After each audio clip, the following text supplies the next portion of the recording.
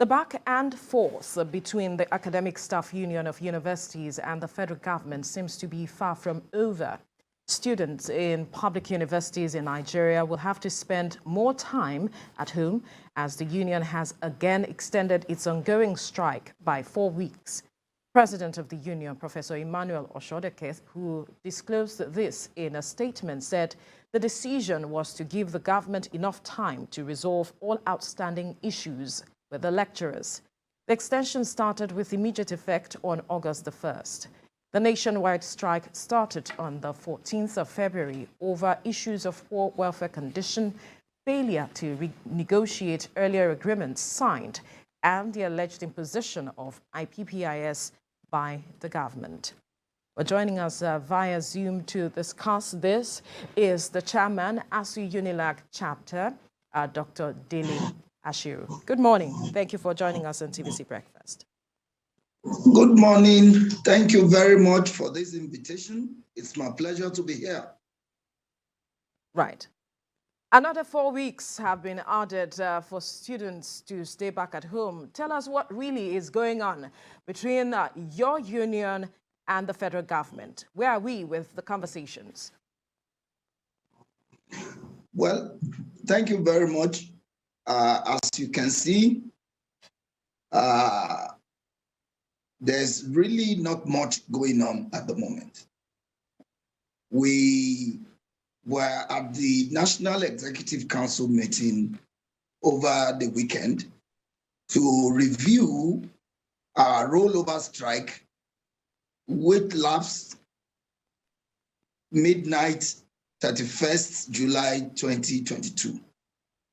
At that next meeting, we took reports from our principal officers whose duty it is to engage with government on our behalf. And the report was not very encouraging.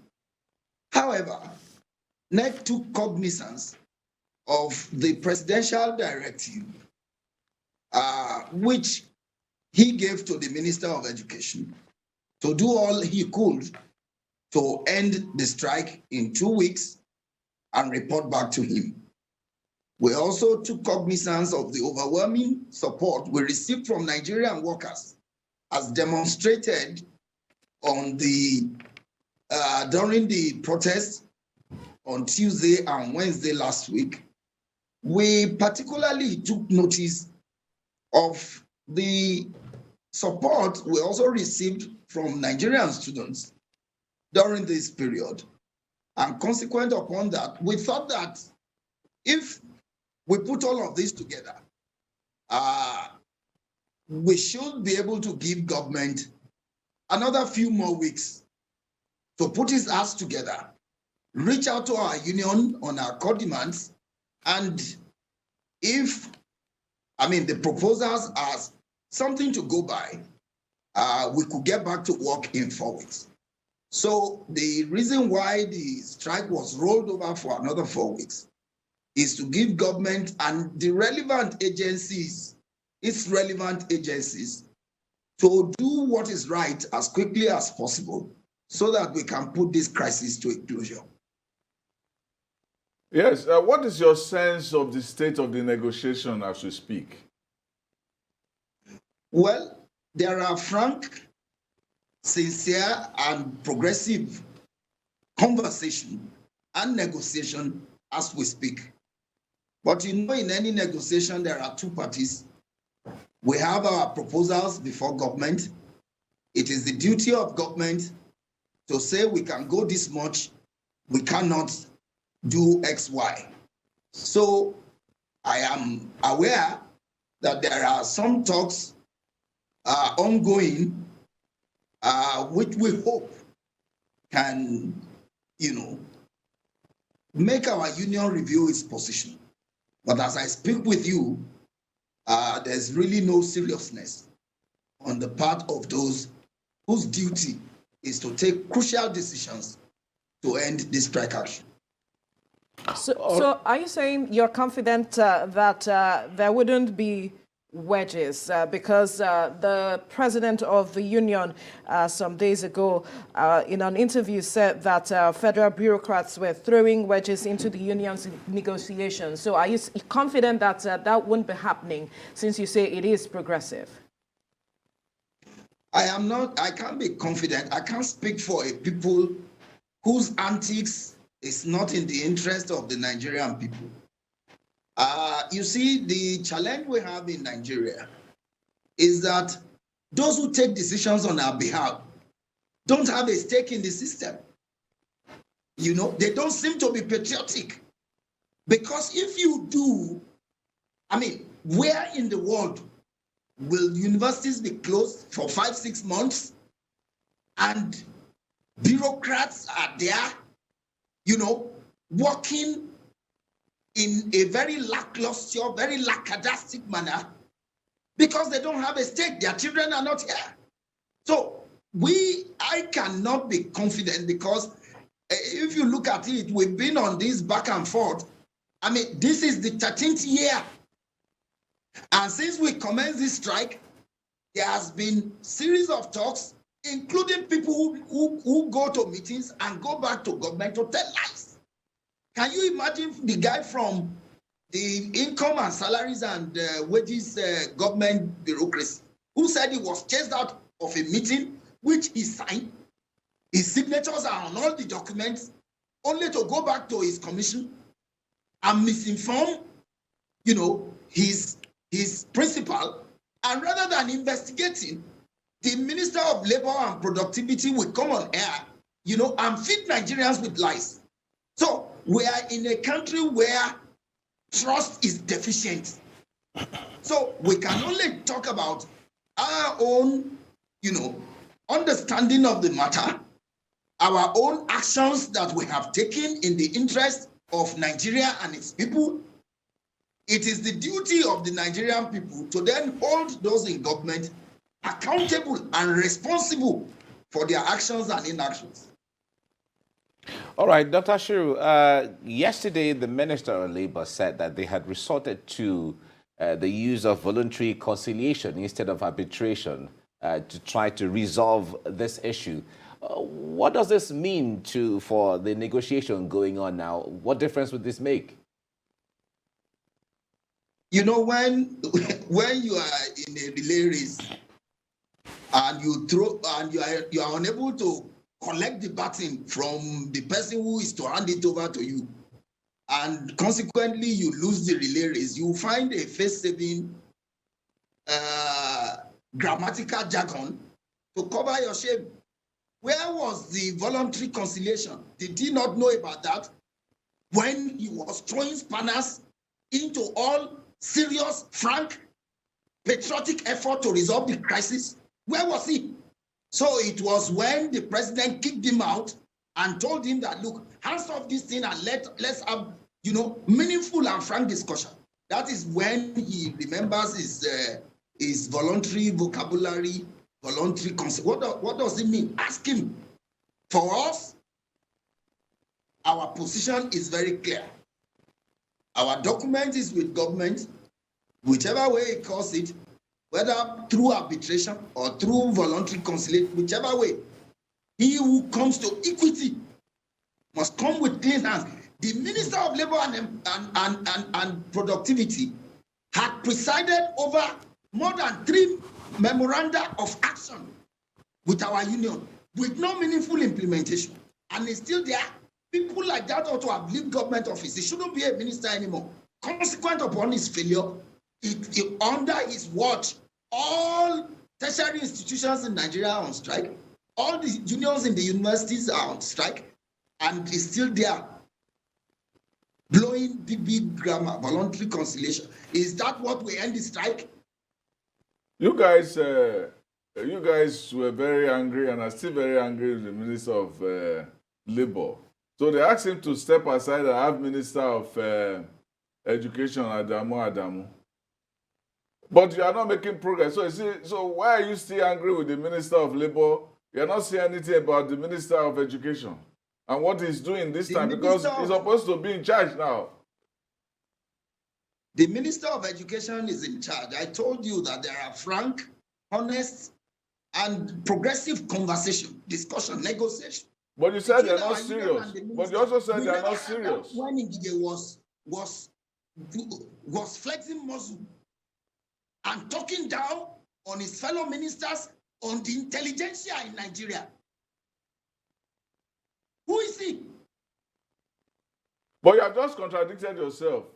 You said that the conversation was progressive, and then you said the people were not serious, and that you have no sense of where the thing is going. Please try to clear the fog. I didn't say any of such. And You I said am not unserious. You said they're not. Some people are not serious. You said so just now. Maybe for emphasis, Uncle Sam, I started by saying that there are honest, frank discussion going on between our union and the Minister of Education. And then I was asked whether I have confidence in the process, and I said only the minister can say that. What I can say is that our union is engaged in a frank discussion with him. Whatever comes out of the discussion depends on the mandate he has from his principals. And I cannot be a spokesperson for government. I can only speak for my union, because for our union, I am a member of the National Executive Council, and I am there when decisions are taken, and I can communicate that effectively. So I have not contradicted myself in any form. All right. Now, the position of the union is clear, like you have said, and you said you're having frank conversation. But at some point, the Minister of Labour, Chris Ngige, also said that Nigeria is broke. I wonder if you are getting that sense from the Minister of Education, because if you're insisting that the position and the demands of the union has to be met, where does this leave you? If the demands have been met, we will still not be on strike. And there's no reason why, if any of the demands have been met, we will tell Nigerians how far we have gone about it. The truth of the matter is that negotiation is still ongoing when an amicable, a middle ground position is reached between our union and government. We will go back to our colleagues and brief them. And if they are satisfied with what government is offering, we will then be in a position to summon the National Executive Council meeting to review our position, because that's the only organ of the union that can review the current position. All right, Dr. Ashiru, the president of ASUU, Professor Osodeke, in an interview recently said that no lecturer has been paid since February. Can you confirm this to Nigerians at this time? Because we know the contention between the issue of no work, no pay situation. We know how that controversy has been. And the professor is accusing government of using hunger to force ASUU to come to the table or force them to resume the strike. You see, once our president speaks, it requires no confirmation. You have heard it from the chief oracle. The truth of the matter is that very unconventionally, and to demonstrate Ngige's hatred for intellectualism and intelligentsia, within the first month of our declaration of the strike action, contrary to International Labour Organization's convention, negotiations were ongoing. The Minister of Labour authored a letter to the Ministry of Finance asking them to stop our salary, thinking that by the stoppage of our salary, like beggars and hungry people, we will rush back on our knees to beg him. We have demonstrated to him that intellectualism, thrives with asceticism. 5 months running, 6 months, Ngige stopped our salaries. Our members are resolved that we will continue on this struggle until government is compelled to do the needful. And we will not be coerced by what Ngige is doing, deploying the weapon of hunger to compel our members to go back to work.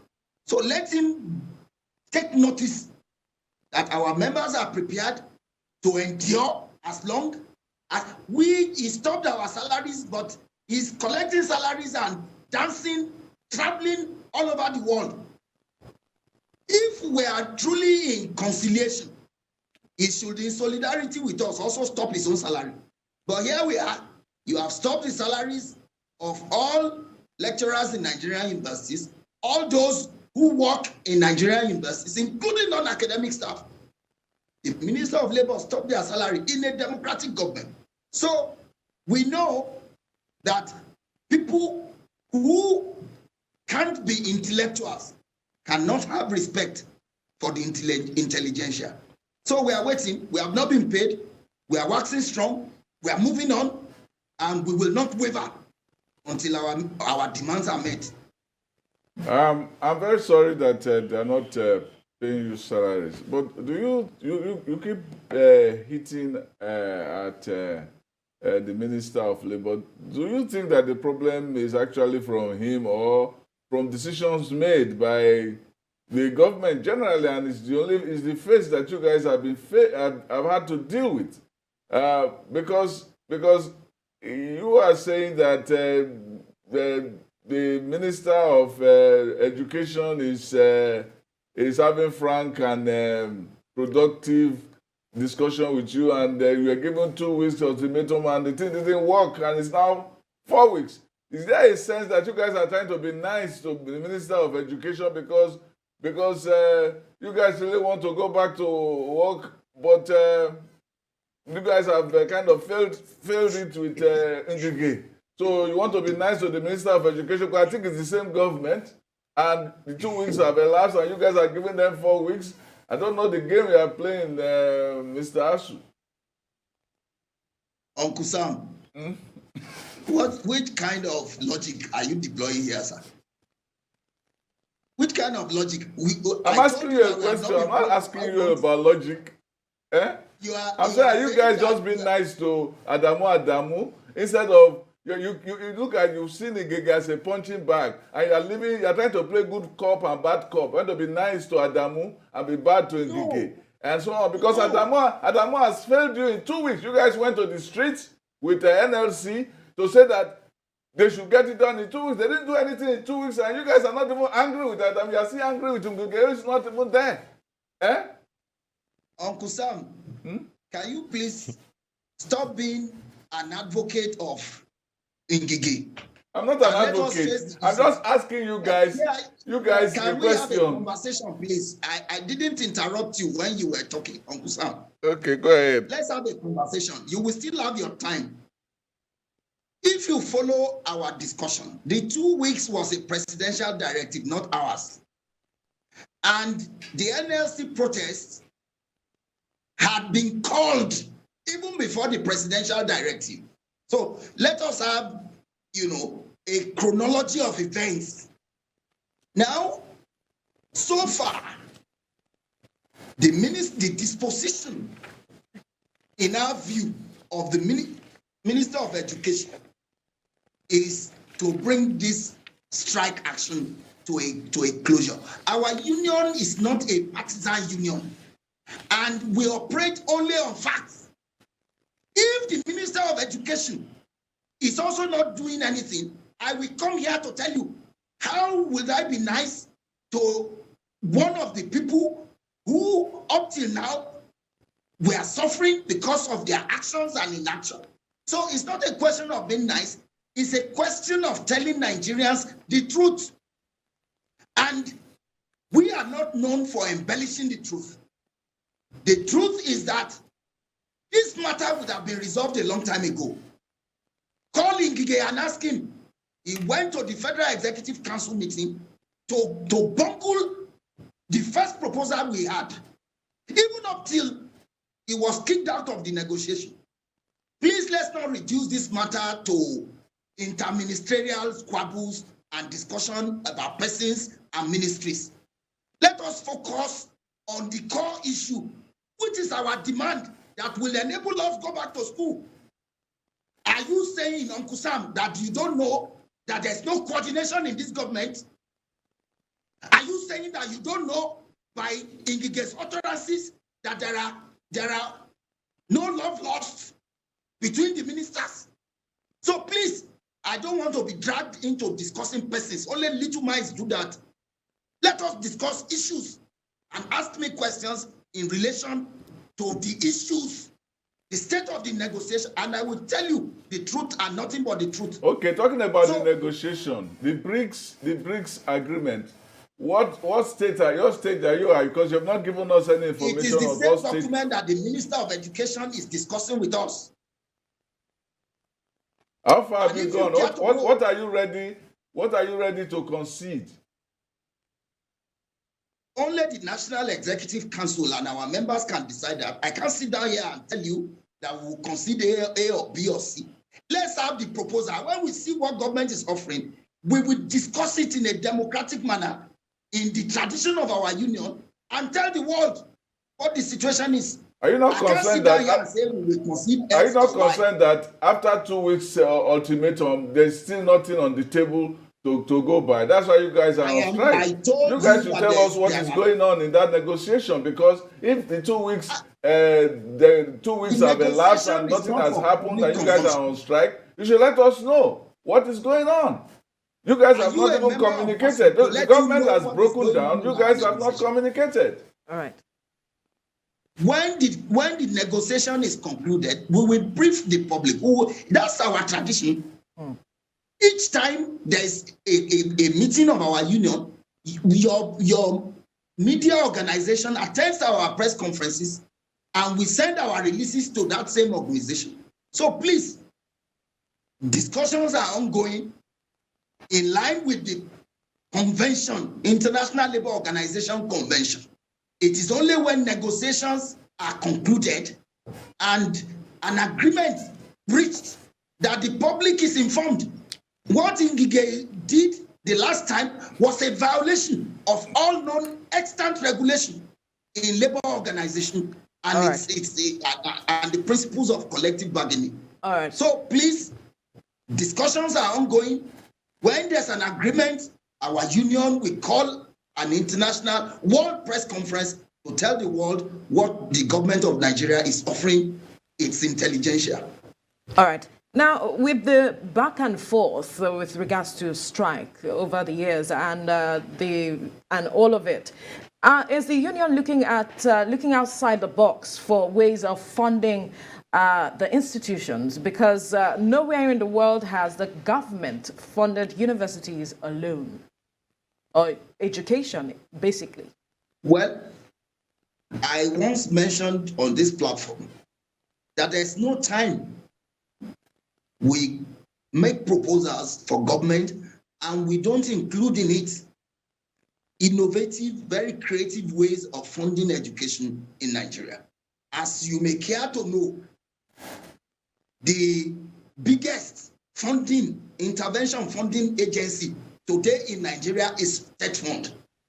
TED Fund was the brainchild of our union. As I speak with you, in this document that is being discussed, there are ingenious ways that we have recommended to government through which funds can be raised to fund education. Whilst it is true that there's nowhere in the world where governments solely fund education, even that is not absolutely correct, because in Germany, in Finland, in Rwanda, and some other places in the world, education up to tertiary level free. But Nigerians don't copy such models. They copy the neoliberal models dictated by World Bank and IMF and foist it on us. Secondly, the role that tertiary education is expected to play in a new colony like Nigeria is different from what tertiary education is playing in all of those worlds that you are talking about. In America, you don't need a university degree to live a good life. In Nigeria, your life is incomplete if you don't have a degree. So we have to also put all of these issues side by side when we talk about funding. What we know is that if all the leakages in government are blocked, there's enough resources in Nigeria to fund education. The budget of the National Assembly is bigger for 409 people, bigger than the entire budget of education for more than 10 million Nigerians. Those are the kind of things Nigerians should confront and redirect, resources to productive engagement that can develop a society. And one of such is education.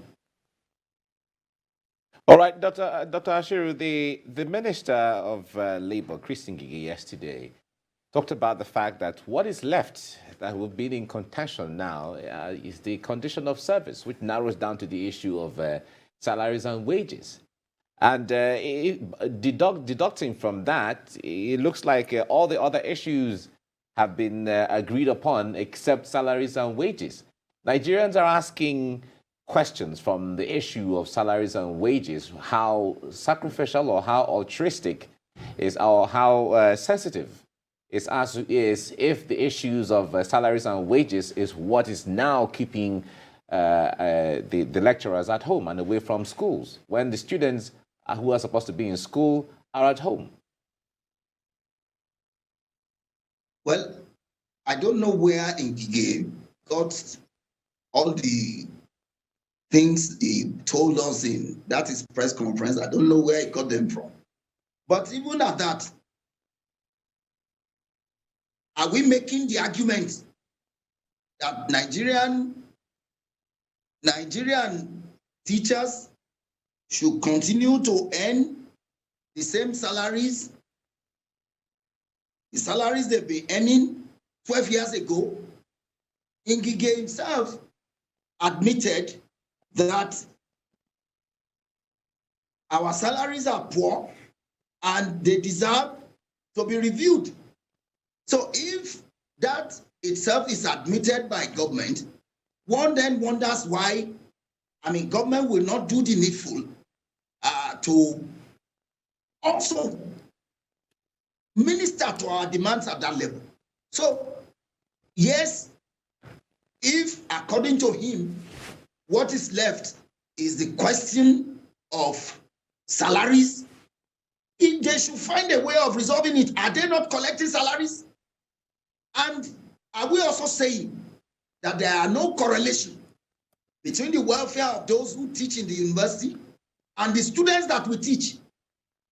If we abandon this progressive struggle, 75% of those students you are referring to cannot come back to the university because the situation there are not only disparate, they are, to say the least, exploitative. And our union over the years have also taken the issues of our students and the conditions under which they learn very seriously. So it is a matter that government must resolve, and it is long overdue. We have been in and out of strike in the last 12 years to get government to review how much was $1 in 2009 and today. And you expect the people, the best brains in the country, to be slaves because they opted to teach in the universities? Please, lecturers in Nigeria deserve some respect from all and sundry.